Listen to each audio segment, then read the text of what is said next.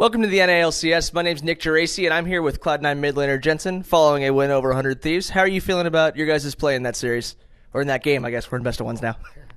I think we started out really strong, had a pretty good early game and mid game. Then we made a few mistakes later on, but the game was a lot cleaner and a lot better compared to yesterday. So overall, I'm happy with the performance. Yeah, you guys have been one of the more experimental teams. Your guys' early games have been a lot more active. You've been stacking a lot of teleports with the Unsealed Spellbook mastery. Why are you guys trying more strategies than maybe the average team in the NALCS?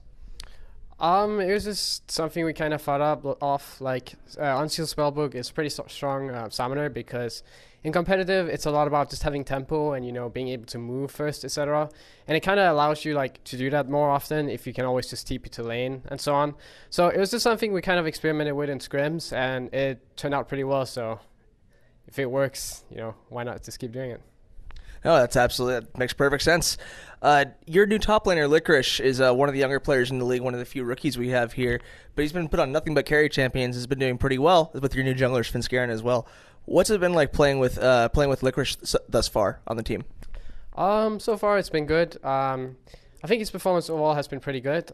He's still kind of new to the competitive setting, and he doesn't have much competitive experience. I think he was in some other teams, but they weren't really good teams and stuff. So he's still learning a lot, and he's progressing pretty good at a pretty good pace, I'd say.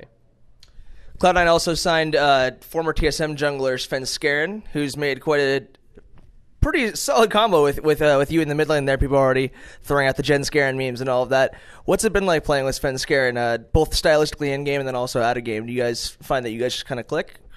Yeah, I'd say we click out of game and in game.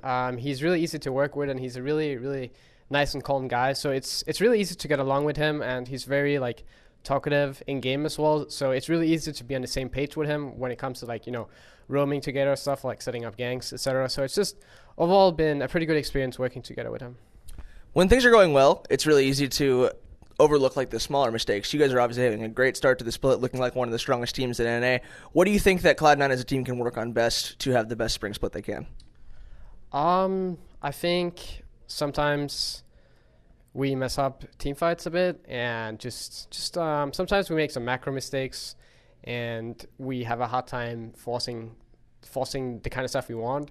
But overall, it's nothing really big, I'd say. I think overall we're progressing at a good pace. It's hard to say what specifically that we can do better, though, because I think, when you lose, you actually learn more from the losses.